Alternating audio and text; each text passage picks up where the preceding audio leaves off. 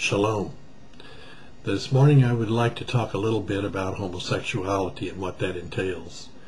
The word homosexual means homo means the same, sexual of course having sex, so it's having sex with the same gender of person that you are. And we need to understand more about homosexuality in this day and time when we have gay rights movements and so on and so forth that we're having to deal with in our society, especially here in the United States. To start off with, in college sociology class, we find a graph similar to the one that I'm putting up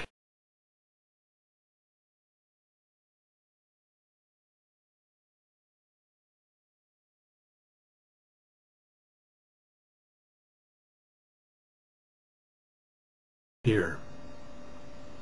And in that graph we see that 10% of males are totally homosexual, or totally prefer having sex with men, with their own gender, and 10% are heterosexual, totally heterosexual. They prefer having sex with females, the opposite gender.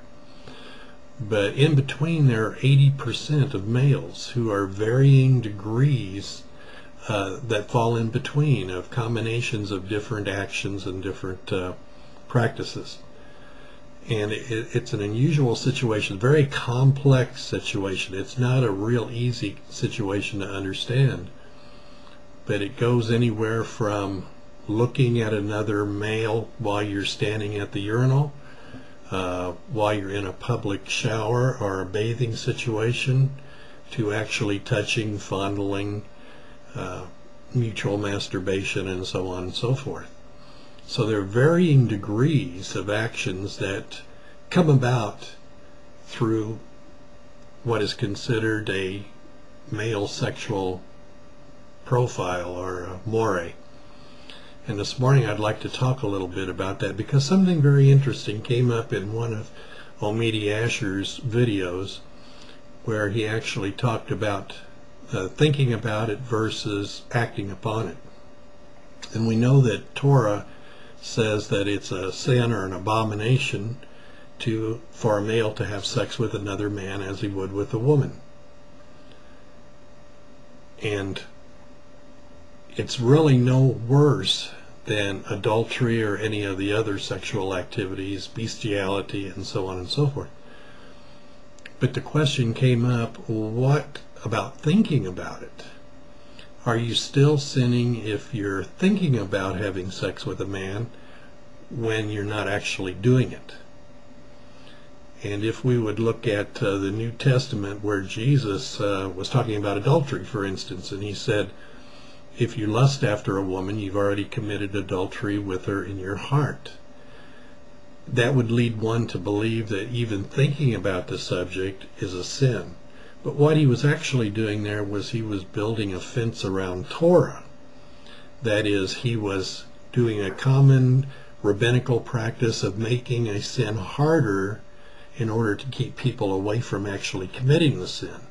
So he was saying, if you think about it, chances are you will end up doing it. But if you do not think about it, then you won't do it. And practically that's true.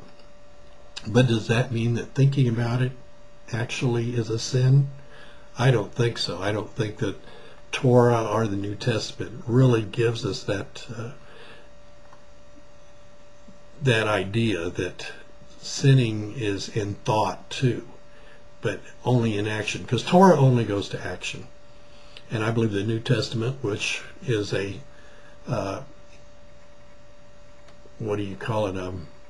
continuation of Torah, also places it in the same aspect, that it's only actually committing the sin that's the sin, and not conceiving of it. Because if you really stop and think about it, if our thoughts were causing the sin, if it was our thoughts that were the sin, then how would it be if you thought about killing somebody and didn't actually do it?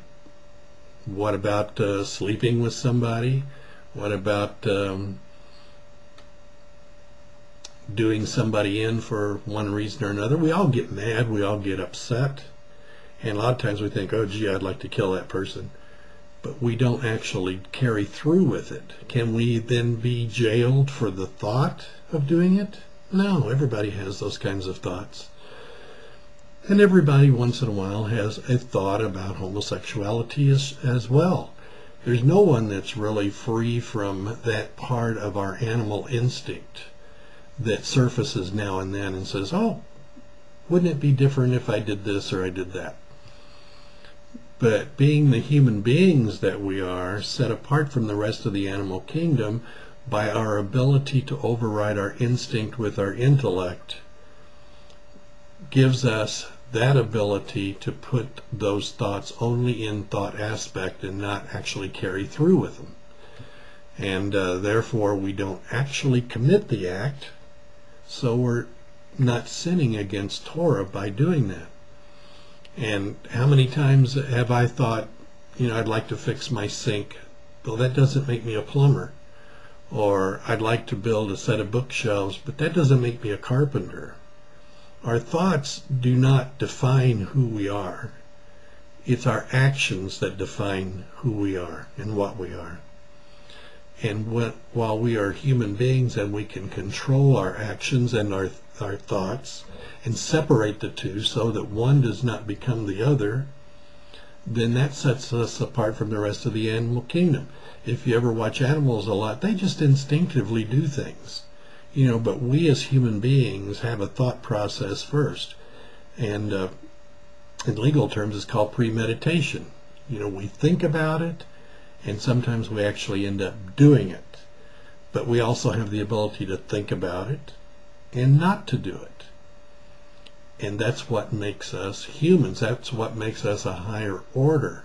And I think that's what Torah demands of us, that if we have these thoughts, that's okay, as long as we do not act upon them. We have the time that we can reason them out, see what are the positive and negative aspects, and then decide whether or not we want to carry through with it. If it's something very negative, if it's something Hashem has told us not to do, then we don't have to do it. We can put that thought aside. But if it's something that's good, then we can carry through with it.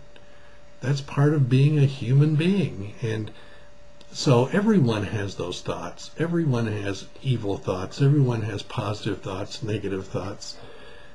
What defines the person is how they react to and act upon those thoughts. And I believe that homosexuality is no different. Many of us have thoughts from time to time about that, but we just don't act upon them. We have self-control and we just don't act upon them. And I feel sorry for the people who do act upon them, because that shows me that they really don't have the self-control that they need to have. And maybe that's one thing that we need to start teaching more, is having self-control and being able to separate thoughts from actions, and thereby keeping ourselves from sinning against Hashem's Torah. Have a good day, and God bless, and we'll see you later.